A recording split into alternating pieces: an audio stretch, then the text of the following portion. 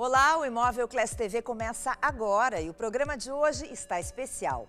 Nós vamos trazer para você todas as informações sobre paisagismo ecológico, uma tendência mundial. Subimos a serra, vamos a Nova Petrópolis falar com um dos precursores desta técnica aqui no Brasil. Também vamos falar sobre bioarquitetura, que é a construção em harmonia com a natureza. E vamos mostrar uma pousada que tem natureza por todos os lados. De Gramado, vamos trazer para você os espaços projetados pela arquiteta Mayra Ritter, na Vila Sérgio Berti. Fique com a gente, eu sou Lúcia Matos e o Imóvel Class TV está no ar.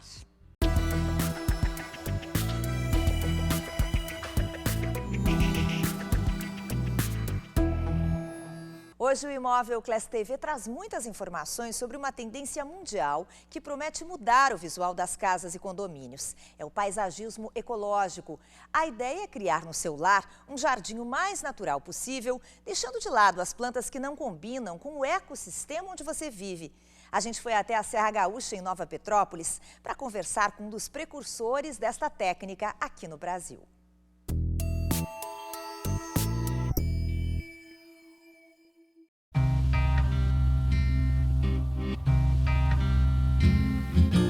Helping the kids out of their coats, the way the babies haven't been born.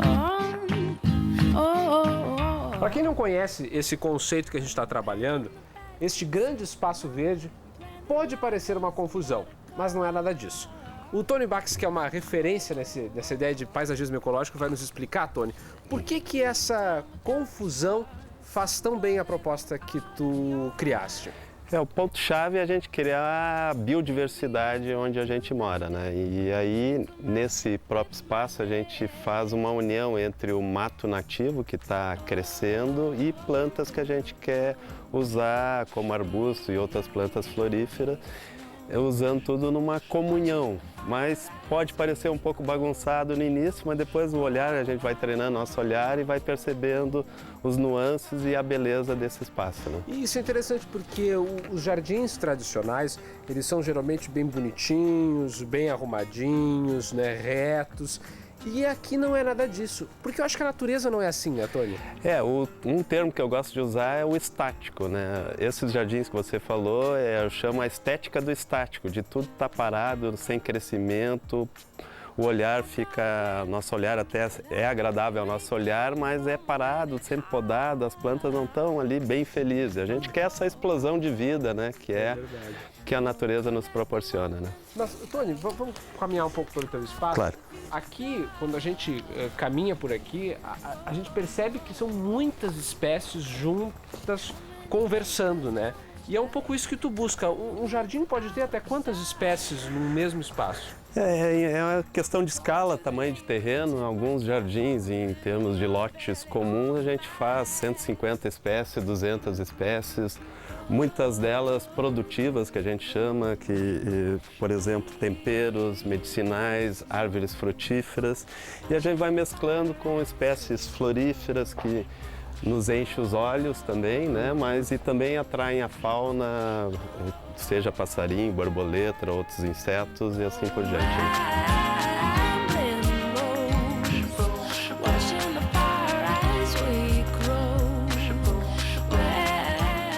Quem pensa num jardim, né, Tony, logo pensa em colocar uma grama, né? E eu acho que isso está bem errado, pelo menos na tua concepção. Por que você odeia tanto grama?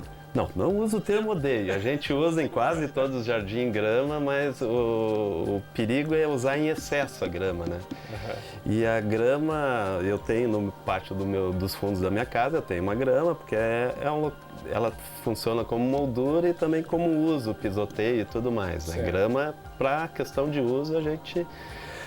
sem dúvida está usando, né? Tá.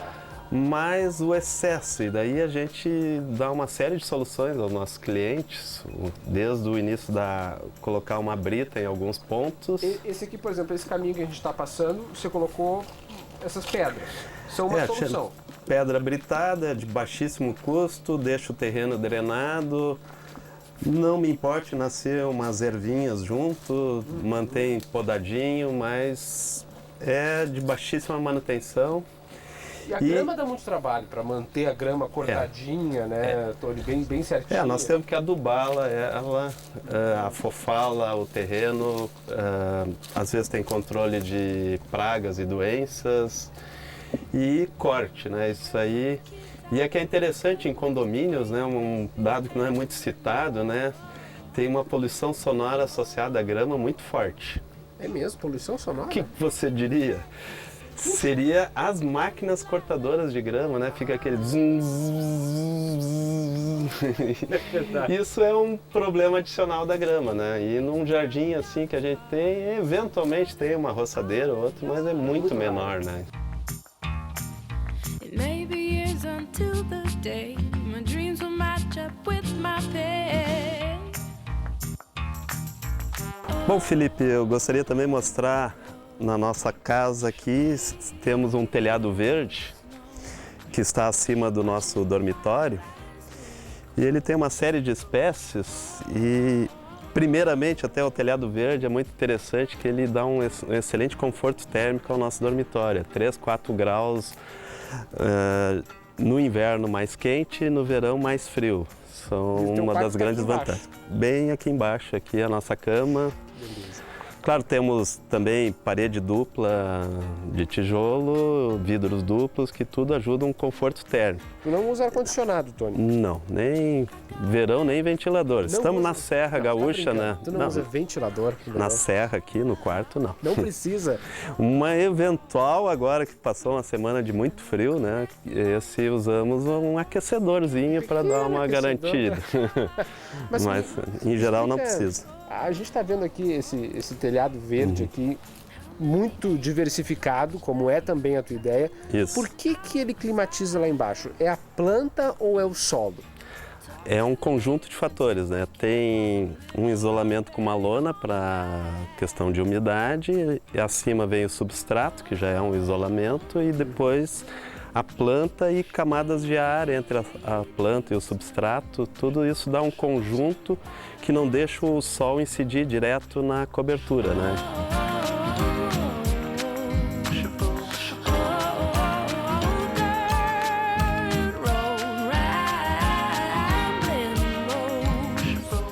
O que a gente quer, na verdade, é usar plantas suculentas que armazenam água nas folhas. É tipo essas aqui, Tony. Exato, aqui tem uma das espécies, um calanchoe, que praticamente você não precisa irrigar o ano inteiro, ela sobrevive até no verão.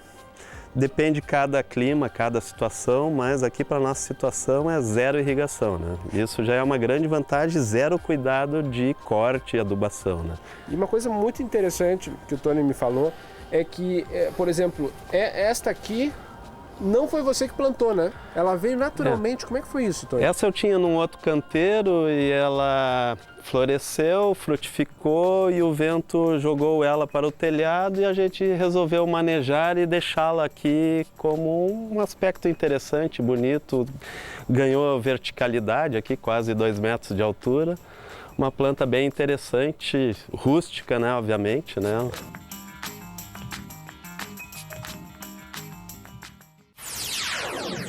E nós seguimos na Serra Gaúcha, mas agora vamos dar um pulinho em Gramado, na Vila Sérgio Berti, mostra de arquitetura e decoração. Você vai conhecer o espaço desenvolvido pela arquiteta Mayra Ritter.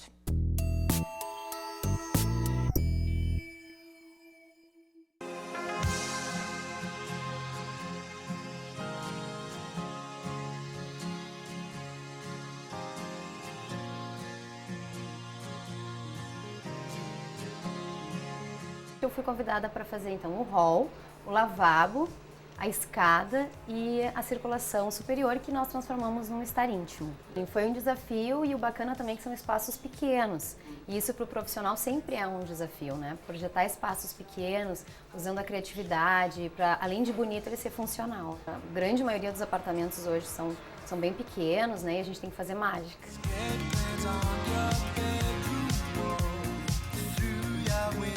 Aqui é o hall da casa principal e é de muita responsabilidade fazer esse projeto, porque ele dá as boas-vindas aos convidados, né, às pessoas que vêm nos visitar. Então eu usei de recursos como o espelho para ampliar o espaço, painéis com iluminação indireta e transformei também esse ambiente numa verdadeira joia para expor os objetos de decoração. São pinturas, gravuras e objetos de arte mesmo e colocados de uma composição que fica muito interessante.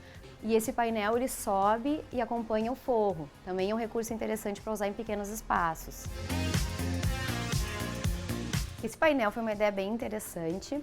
Eu desenhei esse painel em MDF, o acabamento dele é em laca e a Sérgio Berti que executou para mim. E atrás nós colocamos uma fita de LED âmbar que deu esse efeito alaranjado, valorizando mais ainda esse painel. Com os espelhos, né, que trazem essa amplitude, essa leveza para o espaço, que também é um recurso bacana. Estamos no lavabo, então, e aqui eu usei, como é um espaço bem pequenininho, eu usei o recurso do espelho, que eu gosto muito de trabalhar com o espelho, com a iluminação indireta, com fita de LED. Aqui o uso da geometria num papel de parede, que é uma ideia que está super em alta, né? Geometrias, tanto em tecidos, papéis de parede, a gente tem visto bastante. Muita laca, que é um acabamento excelente da Sérgio Berti, a marcenaria de fato é um forte deles. E tenho aqui também uma ideia que eu achei bem bacana, foi esse vidro que eu comento com todo mundo, porque eu achei bárbaro, pessoalmente. Que esse vidro, ele era original da casa, em uma das janelas, e eu transformei ele num recurso de iluminação.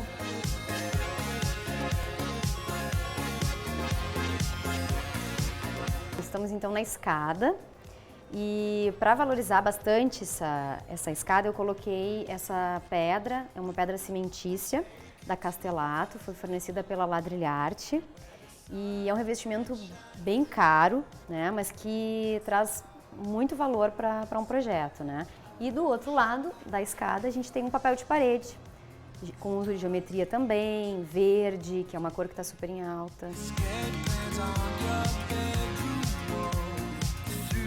Então eu bolei esses nichos, né, que foram executados em laca, uma laca alto brilho, e para valorizar esses objetos eu coloquei uma fita de LED também em cor âmbar, para iluminar, né? Ele é decorativo, mas tu pode observar que eu coloquei livros, né, mesclando com essa decoração, então é para ser bem funcional.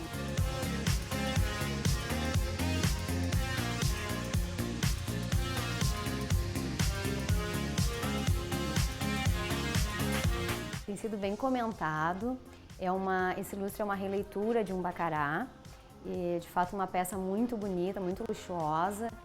E ela custa R$32 mil, mas também agregou muito valor a esse ambiente. E foi também um recurso especial nessa decoração, porque como eu estou usando cores como o verde, o grafite, o preto, então como eu pintei também o forro de preto, eu usei esse elemento desse lustre preto também para puxar essa cor e junto com outros objetos como uma mesa em laca preta que eu também tenho aqui, né, são cores que conversam, né, e trazem esse glamour para o ambiente.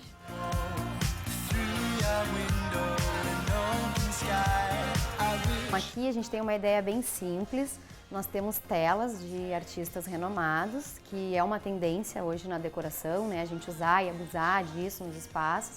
E aqui eu apenas apoiei eles nessa base de Silestone, que foi construída. E ficou uma ideia super simples, muito bacana, né? Dá um efeito, né, bem interessante.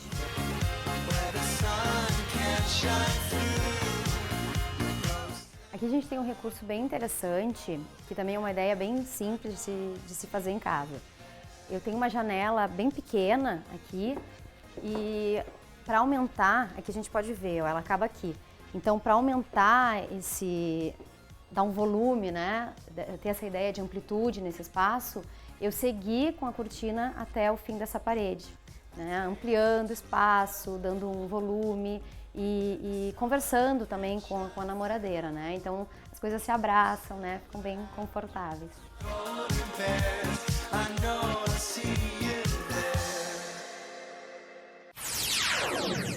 Lindos esses espaços da arquiteta Mayra Ritter, né? Bom, se você ainda não visitou a Vila Sérgio Berti, não perca, vale a pena conhecer. A mostra fica aberta até o dia 1º de setembro, na Avenida Borges de Medeiros, 4840, de quinta a domingo. E o ingresso é 1 quilo de alimento não perecível.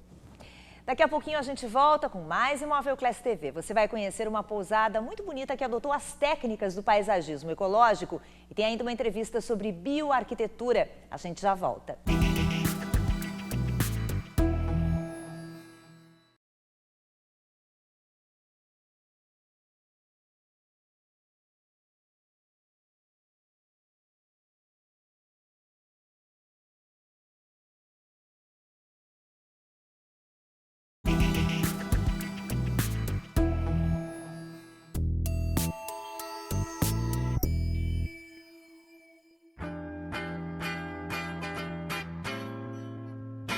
In the beginning, well, I didn't know. A Gabriela é a esposa do Tony e é arquiteta que acabou entendendo muito desse lado do paisagismo ecológico, né, Gabriela? E você construiu toda uma casa baseada nesses conceitos. O que essa casa tem de diferente para se adaptar a essa ideia de paisagismo integrado à natureza? A arquitetura ecológica, o conceito dela, a essência dela, é quando a edificação ela respeita e ela entende o local que ela está. Né? Então a primeira coisa para uma arquitetura ser ecológica é ela ser bioclimática. O que é isso? É a planta baixa e a disposição dos ambientes entenderem onde o sol nasce, onde o sol se posiciona, como é que são os ventos, como é que é o relevo. E essa casa, ela mostra bastante tudo isso, né?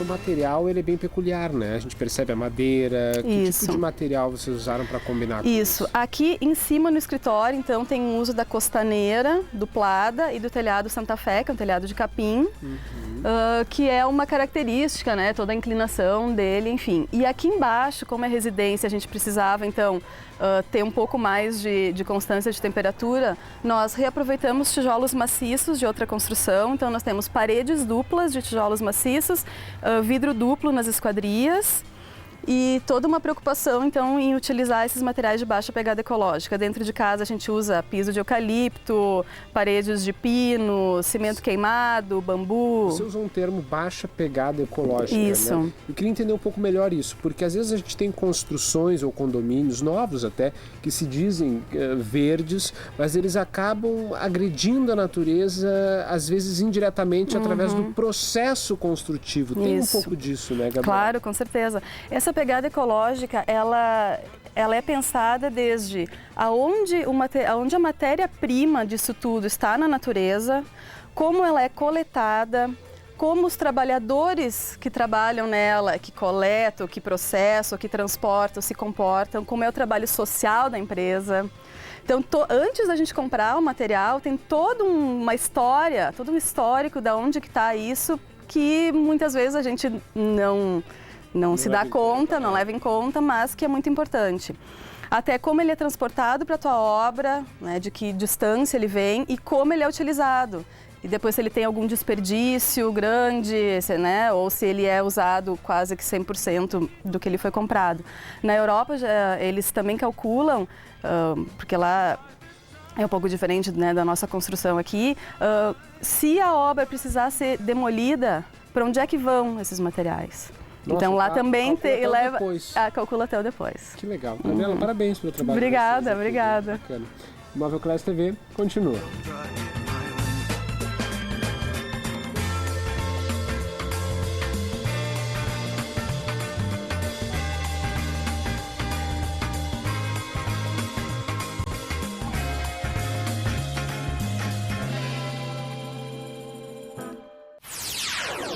De 25 de agosto a 1º de setembro acontece a 39ª Semana do Corretor de Imóveis, promovida pelo Sindimóveis RS. Serão diversas atividades, entre elas 2 dias dedicados a palestras e debates sobre o mercado imobiliário, estratégias de vendas, crédito imobiliário, entre outros temas. A ficha de inscrição e a programação completa você encontra no site que aparece aí no seu vídeo.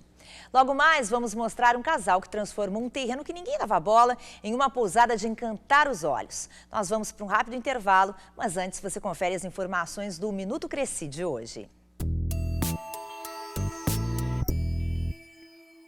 A parceria que o Pacif estabeleceu com uma escola para trazer para os corretores do Rio Grande do Sul cursos de inglês básico e cursos de mídias sociais para trabalhar os sites do corretor, os sites de imobiliárias, preparando-os para a Copa, para receber, né, em todos os segmentos de vendas, de locação, né, de parcerias que alguma outra imobiliária queira ter com as imobiliárias locais. Uma vez por semana, toda quinta-feira à noite, uma semana em inglês e na outra semana mídias sociais. É isso aí que a gente está preparando para o Pacif já agora no mês de agosto, que é o mês do corretor, né? Essa é a nossa presente, vamos dizer assim, para o corretor de imóveis.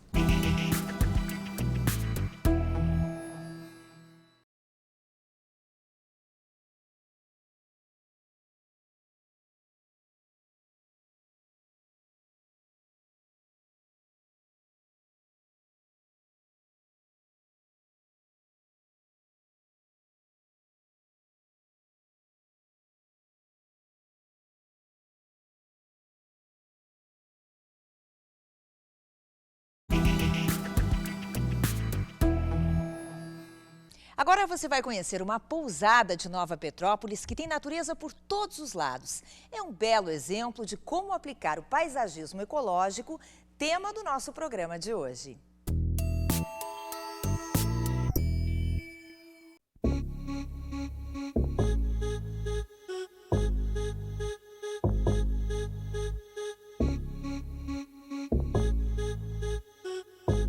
O Carlos Alberto construiu essa pousada junto com a sua esposa há 16 anos.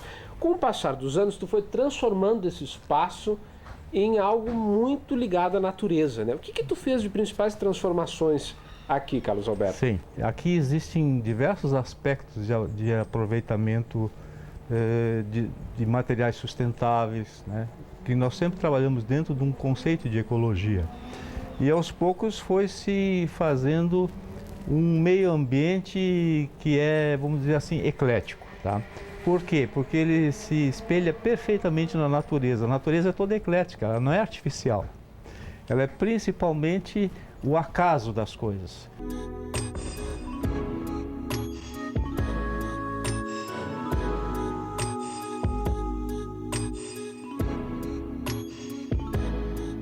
Esse terreno aqui me caiu do céu. Depois de 2 anos e meio que a gente estava aqui, procurando um lugar para se estabelecer, me foi oferecido esse terreno que era um terreno desprezado, abandonado de um loteamento bem antigo, que consiste essa área aqui, né? Por quê? Porque esse terreno não é certinho, ele não é retangular, como normalmente costuma ser num loteamento. E tem níveis diferentes também. Ele é totalmente irregular, ele não tem um lado igual ao outro e além disso tem um declive de uma divisa para outra de 7 metros. E isso, vamos dizer assim, as pessoas de origem europeia em geral têm dificuldade de administrar uma situação dessas porque eles estão acostumados às coisas certinhas, organizadas. Sim. E tal, né? E para nós isso é um encanto. Aí a gente começou a trabalhar e nós fomos obrigados a fazer o chamado crime ecológico da terraplanagem, em alguns pontos para se ter uns platôs de aproveitamento horizontal. Só que nós compensamos isso. Nós compensamos com adubo orgânico, reparação da terra, um processo que levou mais ou menos uns 4 anos e resultou nessa vegetação exuberante que você vê aí, inclusive uma micromata que tem na frente do escritório, que surgiu em função de um xaxim grande que existia aqui, que por um milagre sobreviveu. Você fez uma transposição da árvore, né? Ela estava num ponto do terreno, sim, você transferiu para outro e ela continuou viva. Pelo projeto que a gente tinha desenvolvido para construir uma casa bem aproveitável aqui, com o mínimo de impacto. Esse xaxim, que na época tinha em torno de 4 metros, ele estava bem onde seria a porta de entrada. Então, com uma retroescavadeira, eu retirei ele sem dano e fiz um novo habitat para ele, deslocado para o lado. E como o xaxim é um tipo de vegetação que só vive consorciado com outros, porque precisa de uma certa sombra e umidade. Uma mata em volta, né? Nós plantamos outros tipos de arbustos em torno, algumas árvores, para criarem esse clima. E diariamente, durante 1 ano, molhamos esse xaxim de cima a baixo. E tá ótimo, tá ótimo. Até que ele se encontrou em casa de novo, né? E o resto a natureza fez. Cresceram as árvores que nós colocamos, o vento trouxe algumas sementes, os passarinhos trouxeram outras, e se criou aquele espaço, aquele volume bonito que tem ali adiante.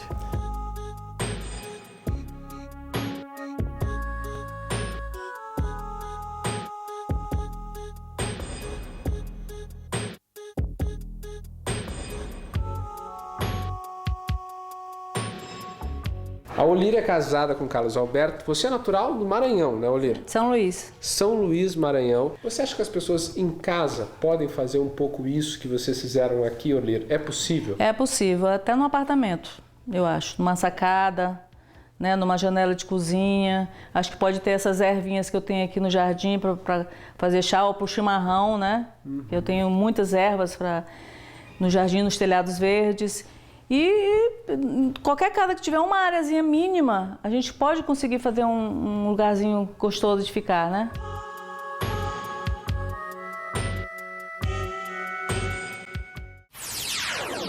Agora vamos falar sobre financiamento imobiliário Poupex, a oportunidade certa para você comprar a sua casa própria. Você que está pensando em comprar um imóvel para morar ou para investir com as melhores condições do mercado? Poupex, juros baixos e agilidade na liberação do crédito. Visite a agência no Shopping Rua da Praia. Lá você tem atendimento personalizado com profissionais especializados em crédito imobiliário, capazes de orientá-lo sobre todas as etapas do processo de compra da casa própria. Acessando o site casapropriapoupex.com.br, você encontra as principais informações sobre o financiamento imobiliário Poupex, o passo a passo para a contratação, perguntas frequentes e mais um simulador que mostra o valor da sua prestação do início ao fim do contrato. A Poupex está há 32 anos no mercado e já financiou milhares de imóveis em todo o Brasil. Financiamento imobiliário Poupex é hora de realizar. Mais informações pelo telefone 3225-0269. O Imóvel Class TV de hoje fica por aqui. Se você quer rever alguma reportagem, não perca a reapresentação do programa domingo às 9 da manhã. Um ótimo dia, um ótimo final de semana e até semana que vem.